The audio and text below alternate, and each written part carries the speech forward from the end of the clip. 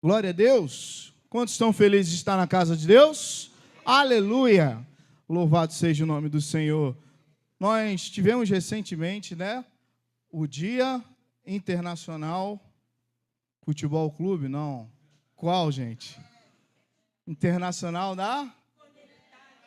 Cadê as conectadas aqui?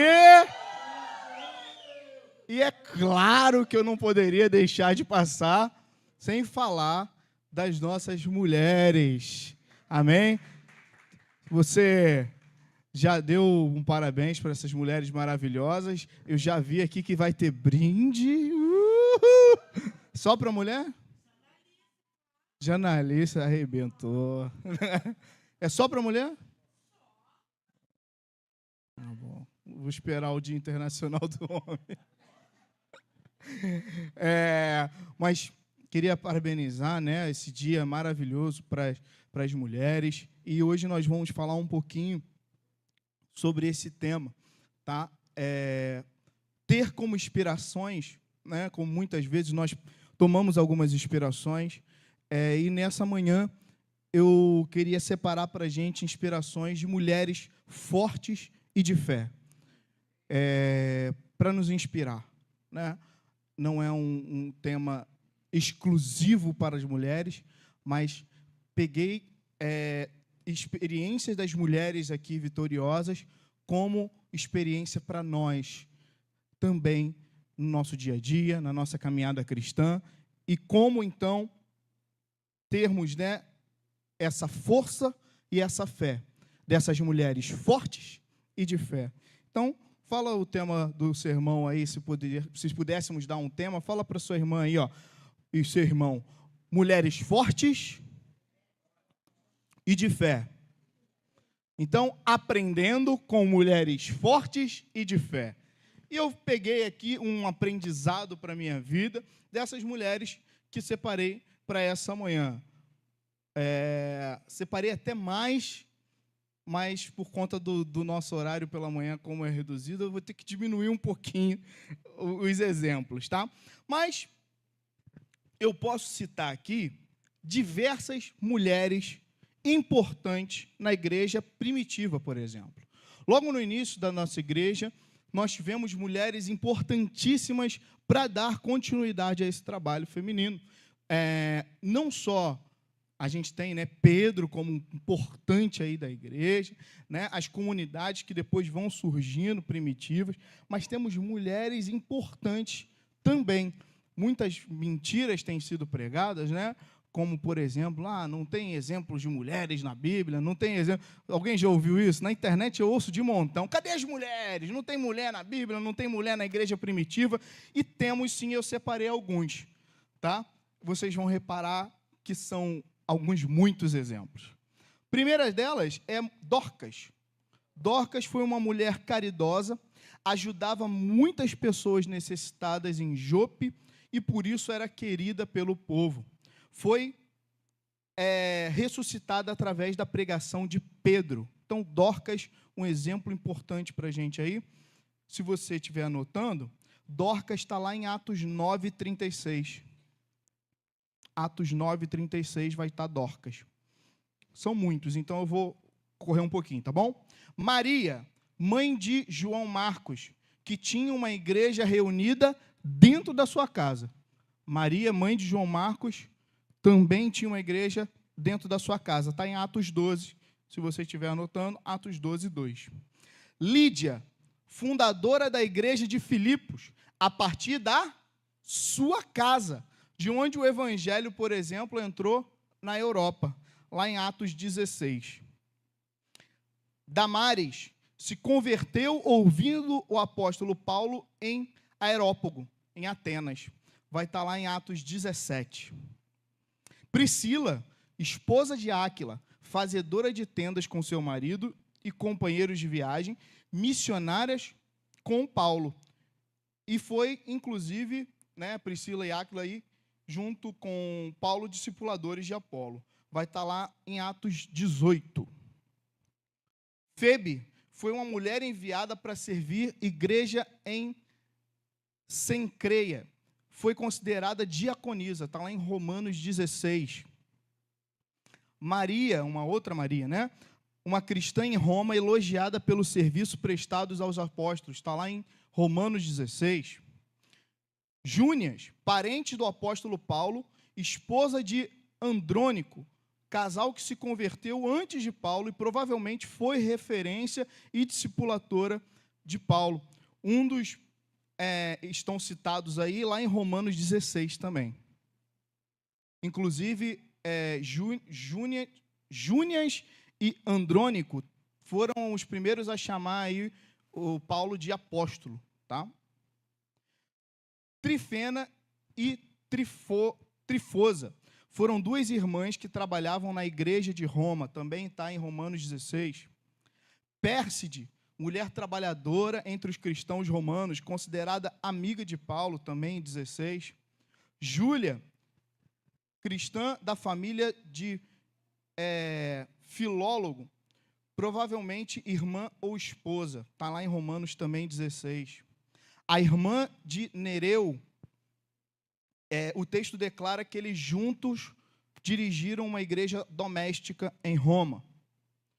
Evódia, Sintique, duas mulheres da igreja de Filipos, que foram colaboradoras na igreja em Filipenses. Ninfa, uma mulher que hospedava a igreja de Colossenses na sua casa, está lá em Colossenses 4. Lóide e Eunice, avó e mãe do jovem Timóteo, está lá em 2 Timóteo e Atos 16. Áfia, possivelmente esposa de Filemão, mulher hospitaleira que recebeu cristãos em sua casa.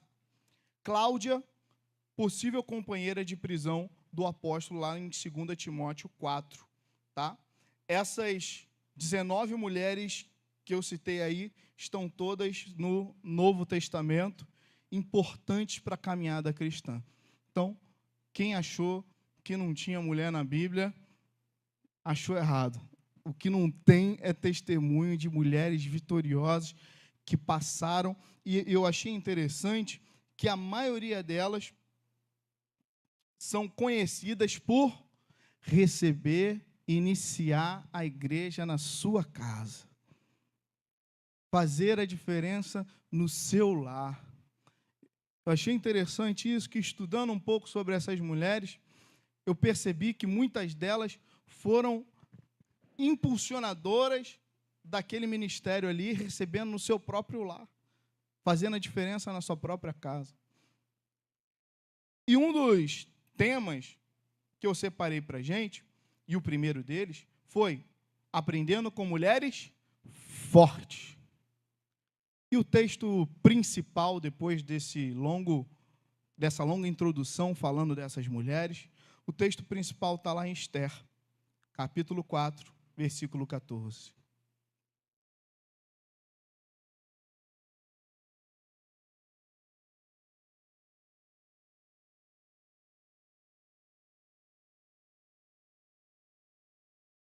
Diz assim: se você ficar em silêncio nesse momento, o alívio e a salvação para os judeus surgirão de outro lugar, mas você e a casa do seu pai morrerão. E quem sabe se não foi para um momento como este que você chegou à posição de rainha. Uma primeira mulher, como exemplo de coragem que eu trouxe para a gente nessa manhã, foi a rainha Esther. Alguém conhece a rainha Esther aí? Deu glória a Deus. Uma jovem judia, ela vai viver ali no Império Persa, ela vai ser órfã, e ela vai ser acolhida por seu tio, Mardoqueu, ou em algumas traduções, Mordecai também. Ela vai ser acolhida pelo seu tio, vai ser cuidada, e chegou um momento onde a rainha Vasti houve a queda da rainha Vasti, e vai haver um concurso de beleza para quem seria a próxima rainha. E Esther, ela vai ganhar esse concurso. Então, para você ter uma ideia da beleza de Esther, ela vai ganhar um concurso do reino desse Império Persa, né? Então, devia ser uma mulher muito bonita. Outra questão importante aqui é que ela era judia. E o Império Persa, você sabe que era um império pagão da época, né? Inclusive, um dos principais homens do rei, ele vai decidir eliminar os judeus. Então, a caminhada de Esther, ela precisou necessariamente ter coragem. E eu vou explicar um pouquinho sobre o que aconteceu e por que ela precisou ter coragem e qual o exemplo de coragem para nós. Então, o primeiro tema aqui é coragem para enfrentar o impossível. Um dos homens principais do rei, a gente tem os chamados sátrapas, que eram os olhos e ouvidos do rei, os primeiros ministros do rei. Esse homem era Amã. Amã era um homem importante, tanto que ele tinha acesso a, inclusive, o selo real. Então, ele carregava aquilo que ele falava, era a palavra do rei. Então, o selo real estava com Amã. Amã passava para subir ao palácio, e toda vez que ele passava, Mardoqueu, ele não se dobrava diante de Amã. Não se dobrando diante de Amã, Amã ficou irado. Quem é esse que não se dobra diante dos homens principais do rei? Quem é esse que não se dobra diante da minha grandiosidade? E ele foi descobrir quem era aquele homem. Aquele homem era o tio da Esther. Era Mardoqueu. Que não se dobrava porque não existia outro que ele se dobrasse a não ser o Deus Todo-Poderoso. É nesse contexto, então, que Amã descobre que Mardoqueu era judeu e fala: eu vou eliminar os judeus. Eu vou massacrar os judeus. Eu vou exterminar os judeus. Perceba, esse texto que acabamos de ler, se você ler ele aí, o capítulo 4, você vai perceber que é uma conversa, né, entre o Mardoqueu e Esther. Ou Mordecai, em algumas traduções. É um bate-papo entre os dois. Ele vai falar para ela vai falar com ele, e ela vai tentar, inclusive, sair dessa incumbência. Se você observar,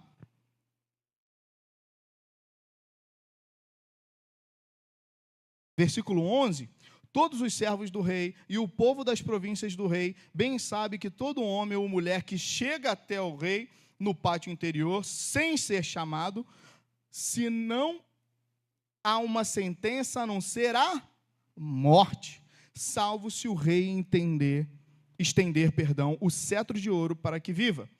E eu, nesses 30 dias, não tenho sido chamada para ir até o rei.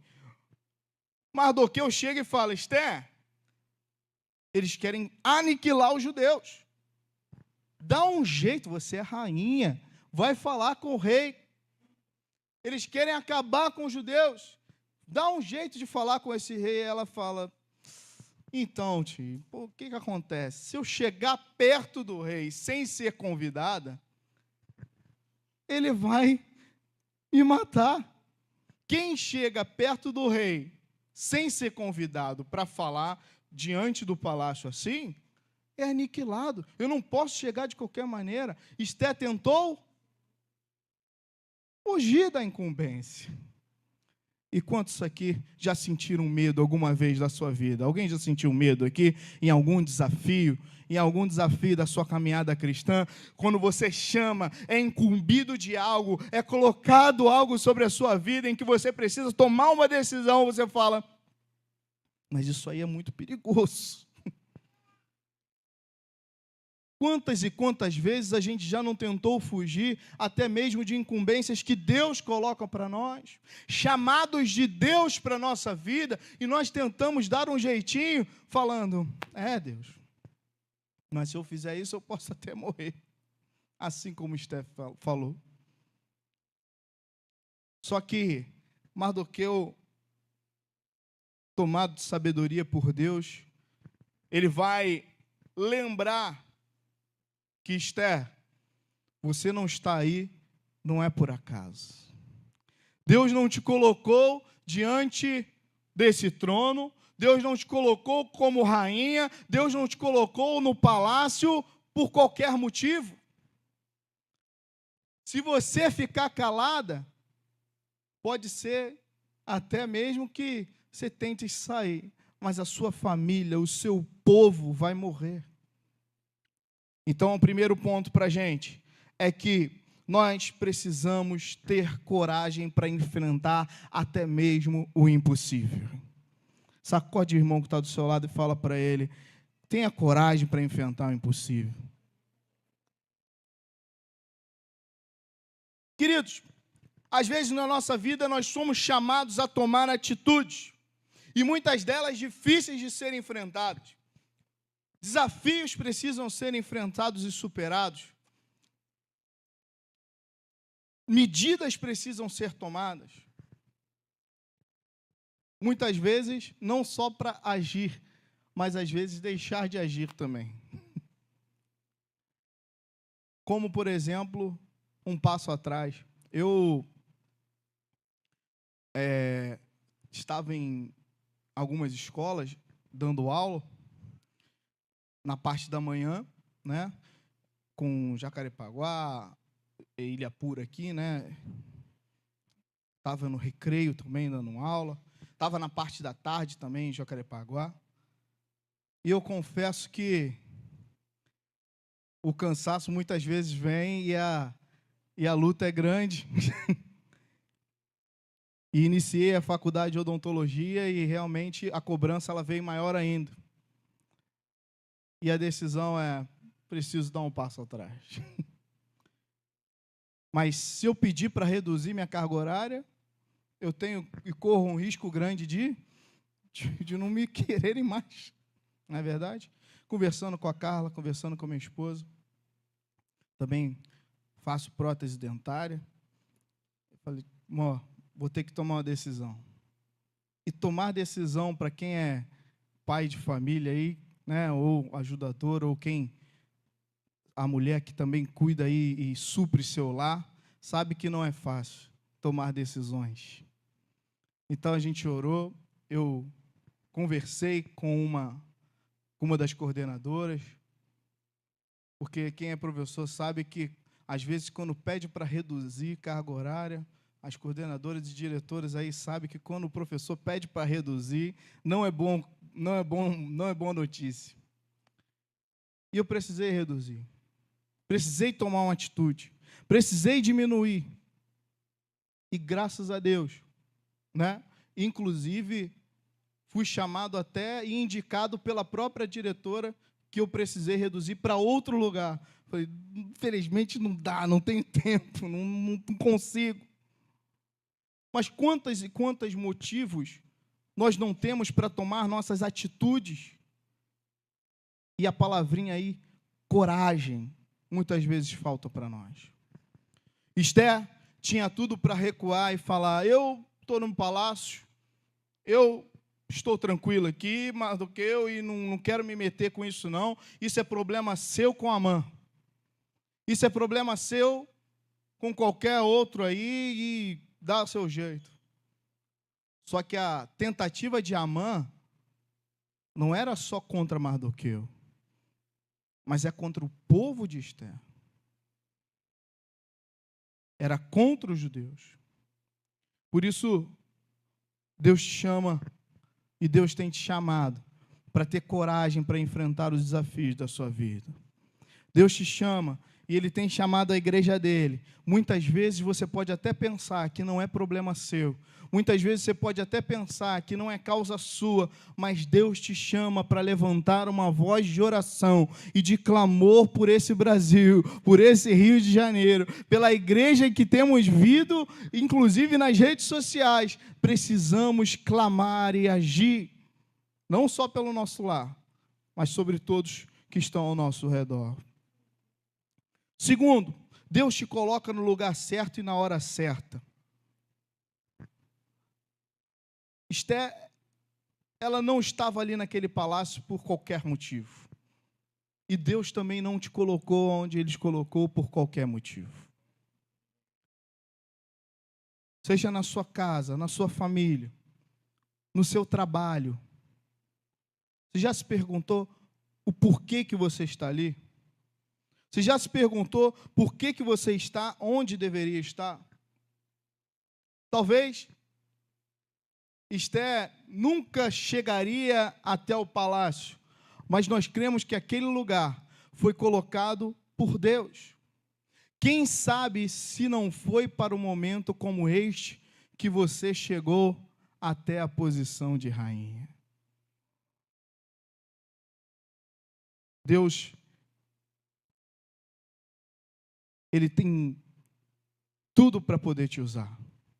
Deus, Ele tem tudo para poder usar a sua vida onde você estiver. Basta se colocar disponível a Ele. E foi isso que Esther fez. Se você continuar olhando e lendo o texto, Esther disse para Mardoqueu no versículo 16: vai, ajunta os judeus que se acharem em Suzã, jejuai por mim, e não comais nem bebeis por 3 dias, nem de dia, nem de noite, e eu e minhas servas também assim jejuaremos. E assim irei ter com o rei, ainda que não seja segundo a lei, e se perecer, pereci. Então Mardoqueu foi, e conforme tudo quanto Esther lhe ordenou. Percebe, se você voltar ao texto antes, como Esther estava no início do texto, e quando Mardoqueu chama a atenção dela e fala: ei, talvez você está aí, aonde você está, não é por qualquer motivo. Percebe como que ela se inflou e falou: agora eu entendi o propósito. Quantos conseguem entender o propósito, então? Digam glória a Deus nessa manhã, não fica parado, não. Se Deus te colocou onde você colocou, é para agir, é para fazer, é para pregar, é para clamar, é para mostrar o diferencial de Deus na sua vida. E se eu tenho algo a aprender com o Esther, nessa especial internacional das mulheres aí, eu preciso ter coragem para enfrentar essa situação. Perceba, Mardoqueu, poxa, eu não sei, se eu chegar até o rei, eu posso até morrer, é muito difícil. Ei, Esther, você não está aí à toa, Deus te colocou aí por um motivo, você chegou até a rainha, não é para você ficar só esbanjando, não. Esther, peraí, chama o povo, ora por mim, jejua por mim, clama, porque eu vou até o rei e vou falar com ele. Eita, que coisa maravilhosa. Quantos recebem isso? Deus tem um propósito com a sua vida. Ore, clame, jejue, se coloque diante de Deus, infle seu peito, olhar bem altivo e fala: Deus está comigo e eu vou em frente. Porque senão a gente vira aquele crente, né? Eita, a prova está doendo, a luta. E aí, irmão, como é que você está? Estamos indo. Queridos, se no mundo tereis aflições, tem de bom ânimo, porque Ele venceu o mundo por nós. Se no mundo nós teremos aflições, então levanta a cabeça, porque se você estiver passando por algo, Ele está contigo. Então levante, clame, glorifique ao Senhor, porque Ele está conosco. Tem momentos difíceis, tem momentos que são complicados, que parece que dá tudo errado, não é? Estava conversando com a Carla. Sexta-feira, clonaram o meu cartão, digam glória a Deus aí. Clonaram o cartão e na hora da aula, estava saindo da aula, fiquei desesperado, né? Recebi a mensagem do Itaú: você confirma essa compra? E blum, blum, blum, blum, blum, só compra abençoada, 2, 3, 4 mil, e indo, e a conta aumentando, tentando ligar para o Itaú. Depois de meio que resolvido com o Itaú, falando, né, que não reconhecia aquelas compras, inclusive do cartão virtual, não era nem o cartão real, cartão virtual, e a última compra do cartão virtual foi na Multiplan. Por algum motivo, o gerente ali, o rapaz estava falando comigo, falou que provavelmente foi algum vazamento de dados da rede Multiplan do Barra Shopping. Então, fui clonado, compras grandiosas, eu desesperado, e logo a gente dá um gelo, né? Daqui a pouco eu olho, financiamento, cartão Itaú, 700 e não sei como. O que está vendo? Conversando. Não, é porque isso foi um pagamento a menor na fatura anterior, que parcelado com juros de R$300 vai para 750 e tanto. Dá uma segurada, meu amigo, o que está acontecendo?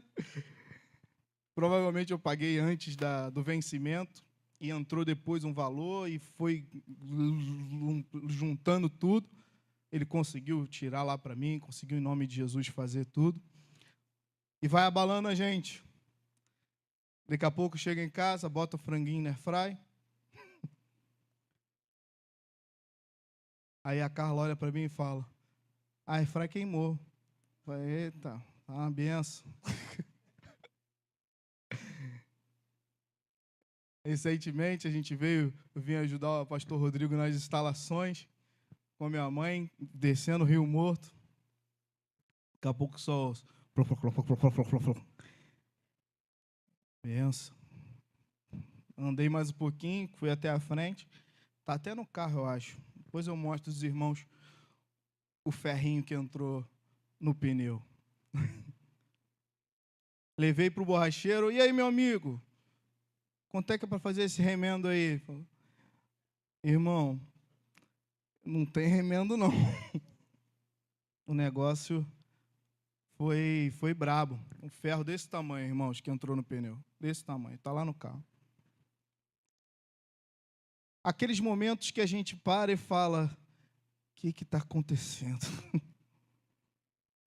Só comprando outro pneu. Fui lá, joga no crédito. Eita, glória. Coisas simples. Quando se somam tudo ao mesmo tempo, a gente acha que tem alguma coisa errada acontecendo, não é verdade? Como diz meu avô Paulo, se vocês me verem no meu cantinho orando, é porque eu estou clamando, estou pedindo a Deus. Coisas simples, como, por exemplo, fui comprar até o presente da Sereninha, fui comprar um salgado, um negócio. Daqui a pouco, fui botar as coisas no carro, minha Coca-Cola no chão. Meu Deus, até minha Coca-Cola até minha Coca-Cola tá indo embora, Deus. Que vão somando essas coisas e a gente vai falando: cadê, Senhor? Tu não estás comigo. Brincadeiras à parte, os desafios que nós enfrentamos, como, por exemplo, o Bento recentemente, né, entrou numa gripezinha, a gente levou no hospital, descobriu que era uma bronquiolite, foi levado, glória a Deus, a gente tratou em casa, glória a Deus, está tudo bem, mas são coisas que vão somando e a gente tem que levantar a cabeça.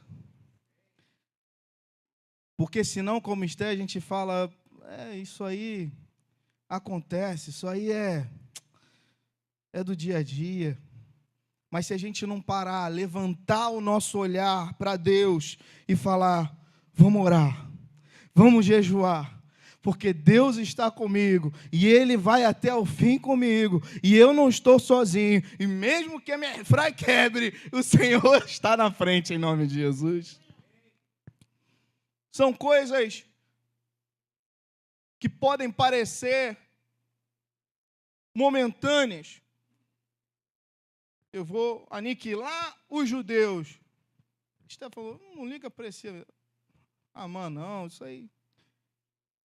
Só que era algo muito maior que eles estavam preocupados, ao ponto de levantar o povo em oração e em clamor. E nós, como igreja, precisamos ter coragem para levantarmos em oração e clamor um pelos outros. Porque quem vive uma vida que não tem desafios aqui? Alguém não tem desafios, não tem problemas? Quantos têm seus desafios aqui? Levanta a mão agora. Quantos têm desafios?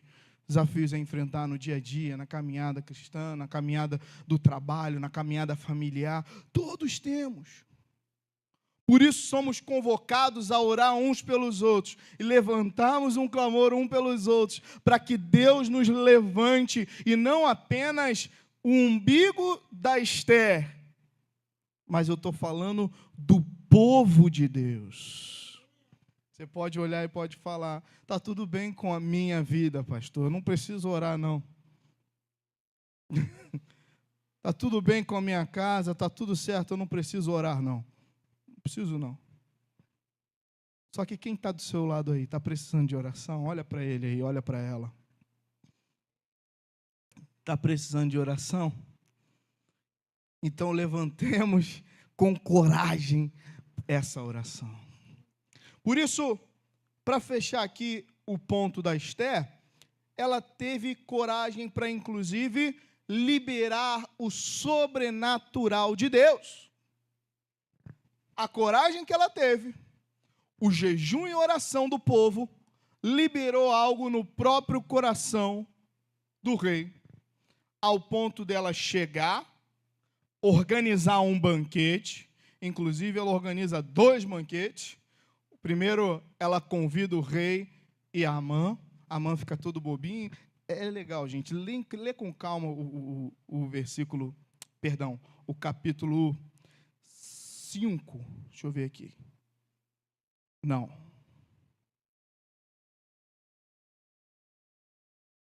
O 5 e o 6. Depois dá uma olhada no capítulo 5 e 6. Amã todo bobinho. Opa, eu vou para um banquete. Ela não convidou outra pessoa a não ser eu. Ela chega no banquete e o rei fala: Esther, minha rainha, minha maravilhosa, né? É até lindo ler esse texto, né? Os homens aí pegam esse texto aí para você ter os elogios para falar com a sua esposa. O rei, ele enche, ó, Esther, maravilhosa, linda, o que você está me pedindo, minha rainha, sobre todas as outras? É bonito quando o rei fala para ela. E ela fala: eu quero convidar vocês para um banquete amanhã. A Amã vai para casa, todo bonitão, e fala: opa, fui convidado para um outro banquete. E eu acho interessante quando Esther, ela vai aqui, ó, lá embaixo, no versículo 10 do capítulo 5. Está comigo aí, sua Bíblia?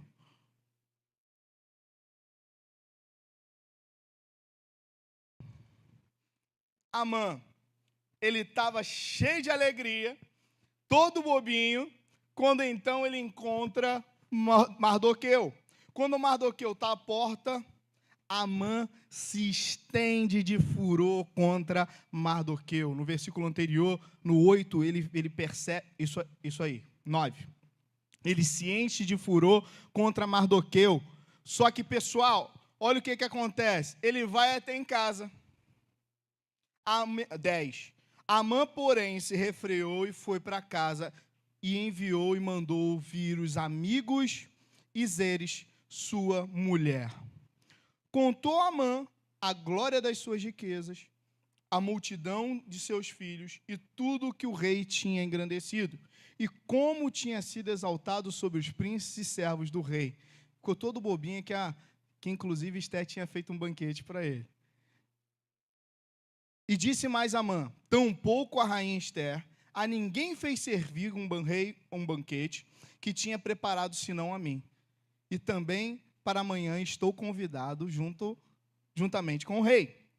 Porém, tudo isso não me satisfaz, enquanto eu vir o judeu Mardoqueu assentado à porta do rei. Ou seja, Amã estava cheio de furor, porque Mardoqueu não estava ajoelhado diante dos pés dele. Ele tinha riqueza, ele tinha uma família próspera, ele tinha muitos filhos, ele tinha grandiosidades da sua casa, um palácio, mas ele não tinha alguém ajoelhado aos pés dele.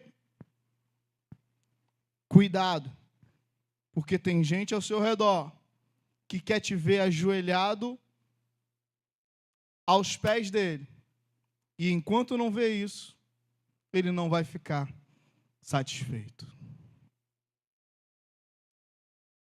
Muitas pessoas ao seu redor batem no seu ombro, abraçam, riem para a gente, mas muitas vezes querem nos ver diante dos pés. Tem gente que tem tudo, mas muitas vezes não tem nada, porque falta a grandiosidade de Deus. Olha o conselho que a mulher vai dar para ele e os seus amigos. Lembra no início, eu quero fazer um link, uma ponte com a introdução. Lembra todas aquelas mulheres que eu falei no início? Bênção. Só que olha essa mulher aqui. Ô Amã, tá acontecendo isso mesmo? Então faz o seguinte, faz uma forca de 50 côvados de altura, em algumas traduções 27 metros, e amanhã dize ao rei que nela seja enforcado Mardoqueu. E então entra alegre com o rei ao banquete. E esse conselho pareceu bem a Amã e mandou fazer uma forca. Meu pai aprendeu esse conselho e passou para eu e para o meu irmão. E meu avô também já falava. A mulher, ou ela é asa, ou ela é âncora. Ou ela levanta o homem, ou ela coloca mais para baixo, ela afunda. O que podemos aprender com Esther? Coragem. O que podemos aprender com Zeres? Péssimo conselho. Péssima conselheira. Isso nós vemos hoje ainda na igreja, meu querido. Está com dificuldade no ministério. Ué, amor, sai do ministério. Está com problema dentro da igreja. Ué, amor, não vai mais na igreja, simples. Está com problema no trabalho. Ué, chuta tudo, faz tudo lá. Péssimo conselho. Muitas vezes, companheiros, homens e mulheres, que ao invés de colocar água, tem colocado gasolina na fogueira. Sabedoria ao agir. E para a gente fechar, quando a Esther consegue conversar com o rei, ela chega até o rei e fala sobre os planos de Amã. O rei, inclusive, manda Amã para essa forca. Esther pede ao rei e clama ao rei com coragem para não matar os judeus. O rei fala: Esther, felizmente, palavra não pode voltar atrás, já foi decretado. Mas eu vou colocar um decreto de que toda a Ásia, todos os judeus vão poder se defender, vão poder lutar contra as opressões que eles vão receber. Esther, ela abriu portas para, inclusive, até hoje, tem a festa do Purim, que é uma festa de celebração por esse momento, onde os judeus conseguiram reverter essa situação, e muitos deles ganhando diversas batalhas contra a perseguição desses persas. Esther abriu portas com oração, com jejum, com fé, com coragem, mesmo em meio aos desafios e a perseguição rumo à morte, trazendo o povo a verdadeira face da vitória que estava em Deus Todo-Poderoso. Por isso, para a gente fechar e para concluir, quando você toma uma atitude de fé e de coragem, você está liberando o sobrenatural de Deus sobre a sua vida. Isso pode ser na sua família, no seu trabalho, na sua saúde ou em qualquer outra área. Não subestime o poder da sua coragem e Deus age quando nós nos posicionamos diante de fé. Enquanto não levantarmos as nossas cabeças, clamarmos ao Deus verdadeiro, com fé, com posicionamento, a gente vai continuar na mesma e achando que isso é tudo normal e natural. Por isso eu queria te convidar a levantar, não de qualquer maneira. Queria te convidar a ficar de pé, crendo no sobrenatural de Deus, crendo que Deus está contigo, crendo que Deus pode fazer a diferença. Ele é um Deus de milagres, Ele é um Deus do impossível, Ele é um Deus que tudo pode. Por isso, diante desses exemplos que tomamos aqui, Ele é capaz de te usar para fazer até mesmo o impossível.